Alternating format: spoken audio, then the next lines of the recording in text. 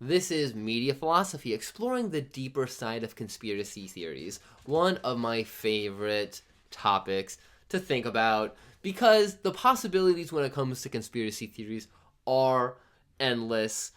It could be either some mindless entertainment just to kind of let your imagination run wild, or it can lead to some pretty scary rabbit holes.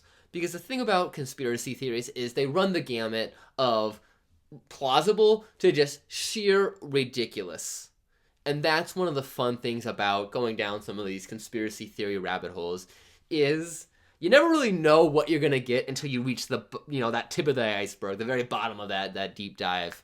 For example, probably the mother of all conspiracy theories is the idea of the Illuminati, that there is a group of the 1% of the 1% basically pulling all the strings, orchestrating events across the world, or at least using unexpected events to their advantage. And makes a lot of sense when you really think about the Illuminati. Of course, the 1% of the 1% are going to put their little sticky fingers into everything. Because if you have a point where money doesn't even matter, we're talking beyond Elon Musk, okay? Elon Musk wants to be out in the front, pretend like he's something, but he is in no way. He's probably just upset that he's not part of the whole New World Order Illuminati, so he's just pouting like a child outside trying to derail their plans. But either way, it makes a lot of sense. Again, if you have trillions of dollars, power, influence, you're going to fund your own self-interest. You're going to go out, you're going to buy newspapers, you're going to buy media companies, you're going to invest in movies to push a narrative. And this is something that's been going on since the dawn of time. People say that the Bible was one of the greatest texts to encourage pacifism, or at least the New Testament.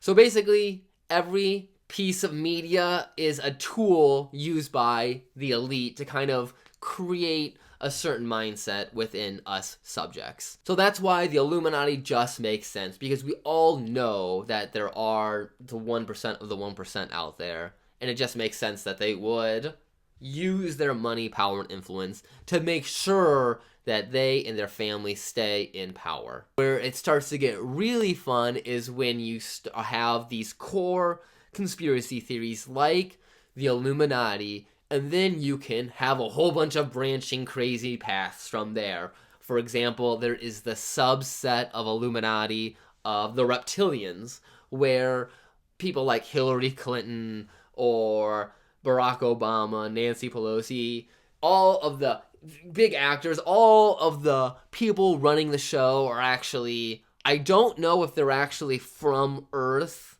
like prehistoric competitors to mammals. I'm pretty sure the most popular reptilian theories, though, is that they do come from beyond the stars. But basically, the reptilians play the humans and their feeble mammal monkey brains against them, where our feeble monkey mammal brains focus on things like compassion, community, taking care of one another, but also a lot of emotion. The lizard brain, the reptilian brain, is cold and calculating and only cares about the self. And all these reptilians, again, get into these positions of power, the presidency, in charge of big organizations like the World Health Organization or the SEC, whatever, the Federal Reserve. Basically, reptilians seek and get the highest positions all across different sectors of government and industry so they can control us humans. So that's pretty fun, and obviously you can't prove anything like that, and with conspiracy theories you'll find still photos of politicians with their eyes sagging or whatever, and it's that's not super convincing when you realize that most people in Congress are 65 plus. So yeah, when they look like ghouls wearing human masks, have you walked into a nursing home? This is par for the course. But people love the reptilian theory because they love a good us versus them scenario. It makes a lot more sense that it's not that these billionaires are heartless, greedy people. It's that they're actually reptilian aliens from beyond the stars with a mission to mine all of Earth's most precious resources to leave basically us destitute and then zip off to another planet, and the cycle repeats itself. And then another subset of the Illuminati, we have just what it is, and that's just probably rich people being rich people. We have the reptilian aliens, and then we have the demonic occult side of the Illuminati. And this is probably one of the most fun ones that people like the Rothschilds have made deals with the devil so they can basically rule the world at the expense of course, their own immortal souls. But they get power, they get influence, they get to control the world. Now remember, there are differences between God Almighty and the devil. And one of those is that God is supposedly omnipresent everywhere at once, but the devil doesn't have those sort of abilities. The devil can only be at one place at one time, and a lot of people say that he's chilling out in one of the Rothschild mansions. Now, with this subset of Illuminati, with the occult subset of Illuminati, it gets pretty dark, because being with the occult, that means we're gonna want blood sacrifices, we're gonna want a lot of black magic, rituals. It can get pretty scary. And people love this because they want to find those horrific stories of children, basically. They want to find those juicy stories to protect children. Usually that's what it's all about, is to protect children. And that's sort of the fear that these conspiracy theorists leverage, especially when it comes to the occult, is that it does harm children. And again, when we're actually looking at the real world and what the real world interpretations of a lot of these conspiracy theories, they kind of are correct in the sense that capitalism runs on slave labor. Your Hershey's bars, your Nike sneakers, whatever, they're all coming from China. They're coming from Africa, where 5-year-olds, 6-year-olds, 7-year-olds are probably spending what some would consider the most precious years of life working. So yeah, we do sacrifice, we do engage in this sort of blood sacrifice ritual to enrich ourselves. So again, that's why I love these conspiracy theories, because it does take these really complex problems that people are able to identify, the disproportion, wealth, the oligarchy, whatever, but simple layman's take these in wild directions. Again, these are conspiracy theorists. And of course you have professional theorists that really want to craft crazy stuff to get views. You got the Alex Joneses, you got the David Icks in there. This is such fertile ground, especially for eccentric storytellers that can just let their minds run wild. And the Illuminati is just such a fun thing to think about in terms of the conspiracy theories. And again, there's already so many rich and powerful exclusive groups out there. You've got the Bilderberg meetings, you've got the Skull and Crossbones, the Masons. There is that one, I forget what it's called, I think it's in LA, but it's like an exclusive club for just basically rich people. But again, there's clubs for a lot of things, and if you're rich, the whole point is to keep social capital within the sphere, okay? We can't let the poors mix in with all the elites, or else the whole system breaks down. So of course they're going to use their money, they're going to use their influence to build these walls. But again, regular people see these walls and they need to have an explanation. And sometimes the simplest answer is also the most boring answer. So you jazz it up with reptilian aliens, occult worshipping demonic billionaires, and boom, now you're getting some attention. Now people are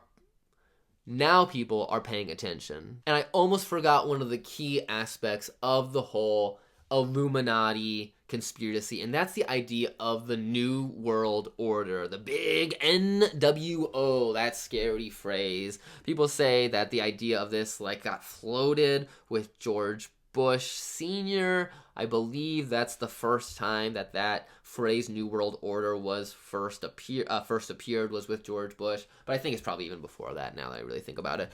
But anything, when you think of all those scary dystopian futures where there's a rich overclass and nobody owns anything and they're happy, and they're all miserable wearing the same jumpsuits. I mean, that's basically the idea of the New World Order, or that's the fear of the New World Order, is that one class is going to own everything and enjoy the future while the other is going to suffer for it.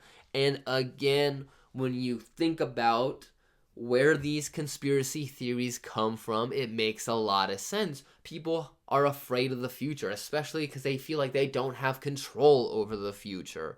So, what do? They create this story to explain why things are going so bad. It's not just greed and capitalism taking its ultimate final form. It's an actual plan by the elite to create the mess that we're in. And there's something very comforting in thinking that there are evil people plotting evil things instead of just bad things happening to good people. I would say that's part of the reason why people like conspiracy theories, is the easy explanation. I would say there's a couple different conspiracy theory enthusiasts. There are just the casual enjoyers that love to scroll on the conspiracy theory Reddit subreddit and just learn, laugh, let my mind wander. Of course, you gotta always be vigilant of the anti-Semitism that often lurks in the shadow of those conspiracy theory subreddits. But for the most part, I would say a lot of those posts are just fun or insane people ranting, which is also fun. But then, yeah, there are those people that get really into those conspiracy theories, and especially in 2025, when you can make anything feel so convincing, it's going to be interesting to see how conspiracy theories do evolve. Some people would say that President Trump used conspiracy theories to his advantage. I mean, not that it's super relevant anymore, but back in 2014, 2015, QAnon was super active, claiming that Donald Trump was going to basically save the world by expelling the shadow government and ushering us into a new age of prosperity. I mean, again, I would lean into that too if I was running for president. But it's so interesting how these fringe ideas are starting to gain more momentum with the general population. It seems like even I've been perusing that conspiracy theory subreddit for over a decade now. And 10 years ago, it was moon landing conspiracies, New World Order. Lately, it's just gotten so political because it feels like politics have just entered every sphere. The content that you see now on a lot of these conspiracy theory sites seem to be so geared towards amplifying political discord. It's all probably bots, honestly. Every time I go onto Reddit and I just see a bunch of people in flame orbs, that's the ultimate conspiracy theory, is that everything on the internet is no longer real. Nobody posts anything.